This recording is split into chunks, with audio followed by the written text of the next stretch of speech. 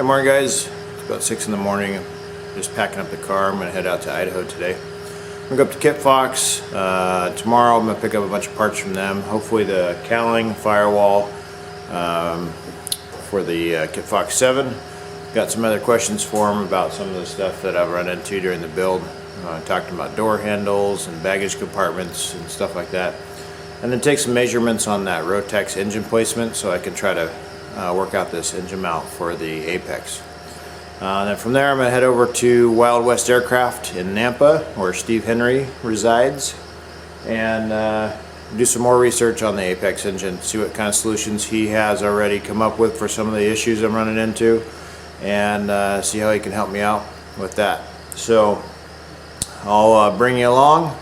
Hopefully they're all open for me to do some filming while I'm there. If not, I'll just kind of give you a brief summary after I visit. I don't want to be too intrusive of running around with a camera and everything. So anyway, I'm gonna hit the road. It's gonna be a 2 or 3 day trip. Heading up today. I'll meet with them tomorrow, and if it's like normal, I'll probably talk all day, or they'll end up talking aviation all day. I'll probably spend another night, come back Tuesday. So if I get it done, I can head back Monday. That gives me an extra day to work on the build. So, hitting the road, then back to work.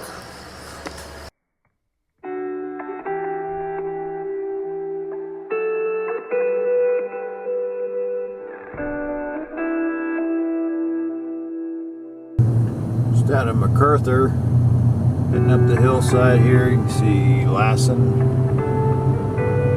snow-capped mountains. Gorgeous out here.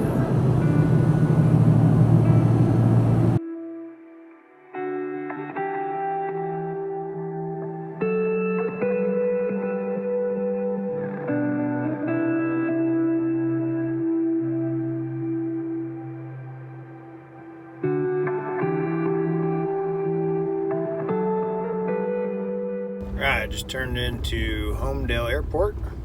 First stop is Rich Kimball's hangar. We're gonna pick up some parts for a buddy of mine, and then we're gonna talk a little bit about some wing modifications. So I don't know if we'll take the camera in on that, but we're here, so I'll give you an update on what I find out.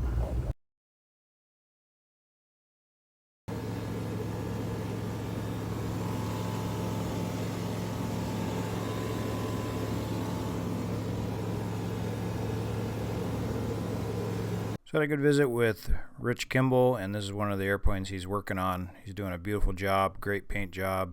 Got to take a look at how the back turtle deck hinge works and his engine mount for the RX-1. Got off to Nampa, where we spent the night, and then got up next morning and went to visit Steve Henry at Wild West Aircraft.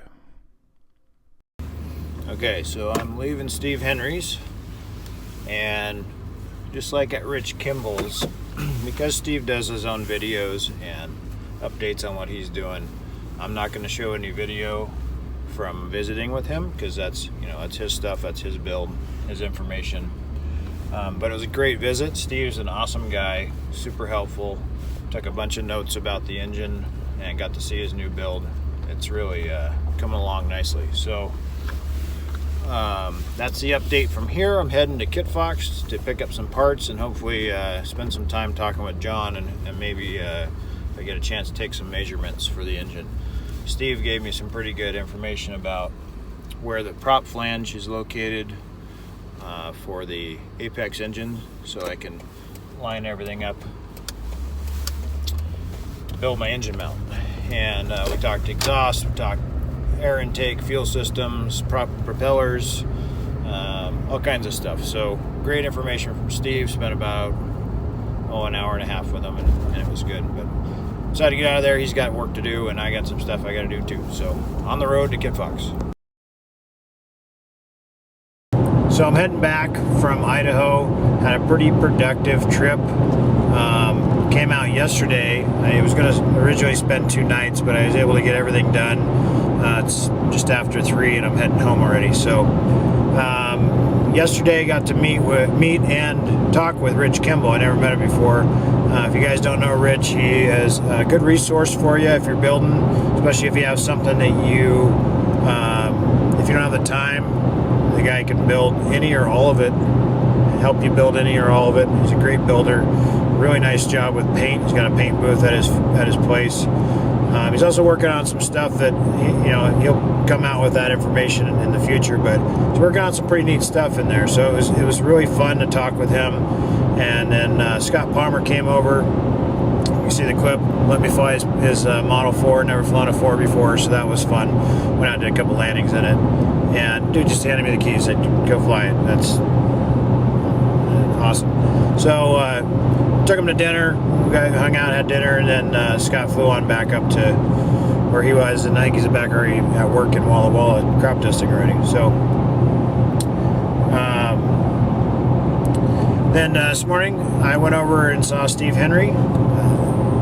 Guys, I don't know if you guys have met Steve. Steve Henry, Wild West Aircraft. He is your Highlander expert, and he is the Yamaha Apex engine expert. Probably has the most time behind an Apex in a tractor, meaning a prop on the front of the airplane application, than anyone else that I know of. He's done the RX-1, flown that for quite a while, and then he's current flying planes in Apex. Pretty stock. I think he has a NOS system on it, but otherwise it's basically a stock Apex. And he's building a new one with, I'm sure you guys have all followed along, or maybe not. If you haven't, check out the Edge Performance Yamaha Apex build. It's going to be called the Apex. And they are trying to get 300 horsepower out of it by doing a turbo setup on it. And that is Steve's engine. So he's getting this new build that he's doing ready for that engine. And I can tell you, his new plane is really cool.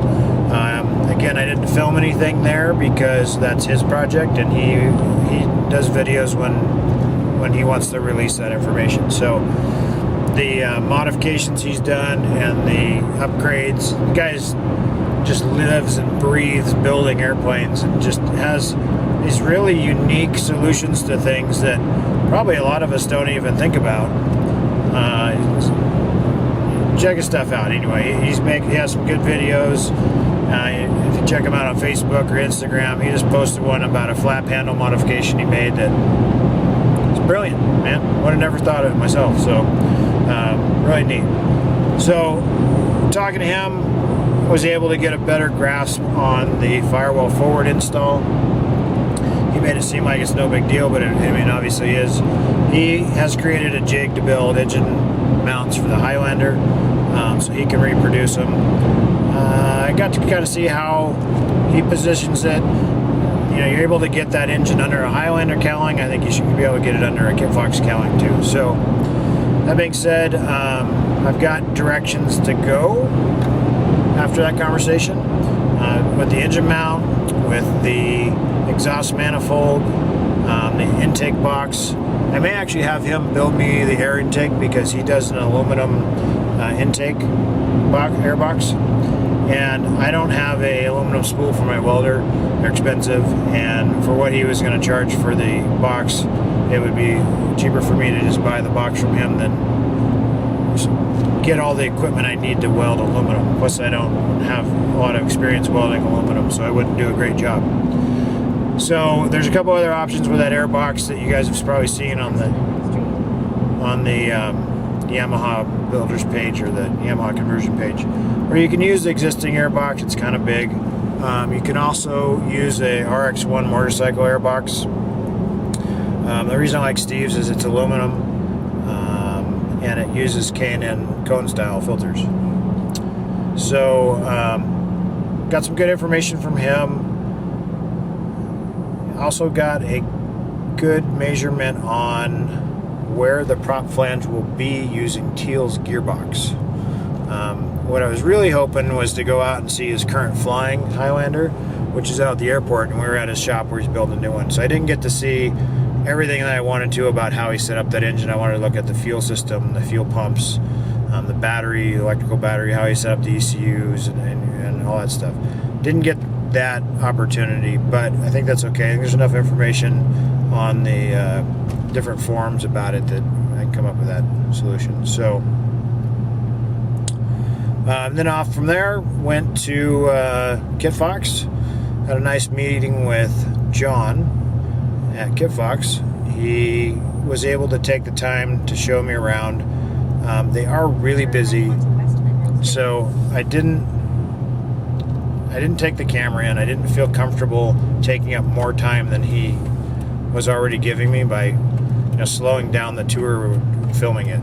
And all I can say is, if you guys want to know what goes on at that Kitfox, you should really go out there, because it is an impressive setup. I mean, I've been through a couple of airplane manufacturing plants, and the way he's got everything set up, it's really, for the size of what they do, it's organized really well, and I think it was well worth the time to take a tour with him for sure and see how everything's done.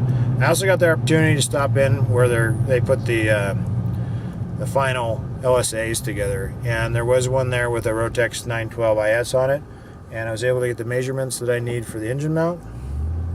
So I can go home and I could actually start working on that engine mount with that information. Between what I got from Steve and from John, I may start working on that a little bit, because my visit with Rich was about the wing.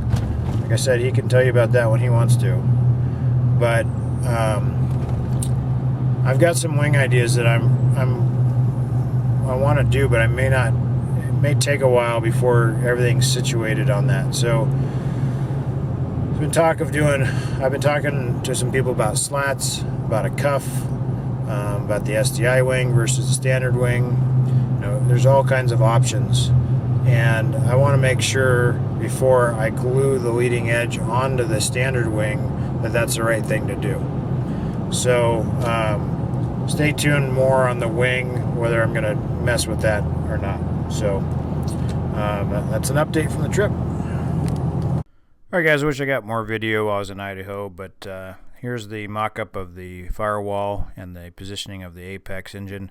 Stay tuned for the next episode. We'll have more about the positioning of the engine, the baggage compartment, the landing gear, and a surprise delivery from my dad. Alright, this is not a flashback. There's another Penske truck in my driveway.